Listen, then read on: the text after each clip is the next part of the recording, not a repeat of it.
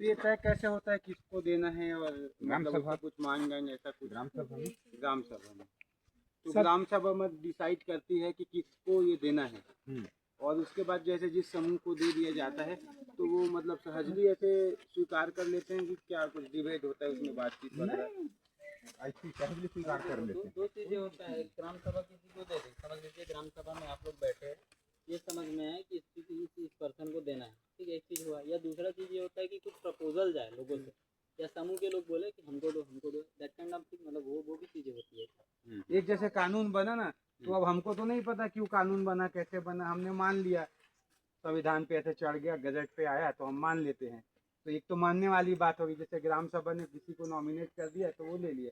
दूसरा ये होता है कि जैसे हम कुछ लोग को इलेक्शन करते हैं ना, और उसको बैठाते हैं कि भाई ये हमारे मत से जाएगा, तो उस टाइप से कुछ होता है कि जैसे कभी चर्चा होती है कि भाई ये वाला स्कीम करना है या ये वाला हम समूह बनाएंगे, इसकी संरक्षण करना है, तो कौन लेगा जिम्मेदारी। तो वहाँ पे जनरली दो तरीके का है कि एक उनके विचार से लेके हम जुड़ते हैं, या दूसरा डायरेक्टली कि हम इनको देंगे। तो देंगे में मतलब ऐसा है कि हमने तय कर दिया ना कि उसको देना है।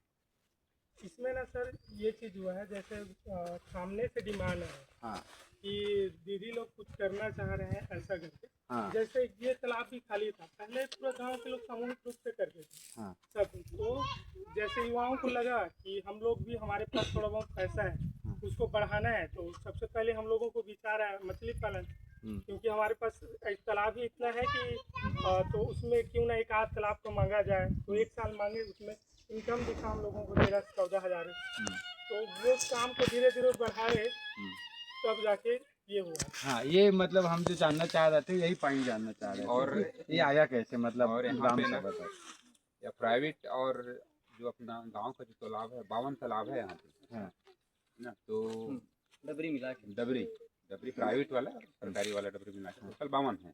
नहीं, इस साल जो बना है उसके और साथ साल 60 60 हो हो गया। गया, इन साल और बने हैं एक गांव में एक गांव में इसी गाँव में 60 तालाब। जो एरिया है। तो ये जैसे 60 तालाब अभी हो गया, ये अगर हम 5 साल पीछे जाते हैं तब कितना रहा होगा? 5 साल पीछे जाते हैं तो वो लगभग 30-35 तो 50% मतलब 40-45% का ग्रोथ हो रहा है ना?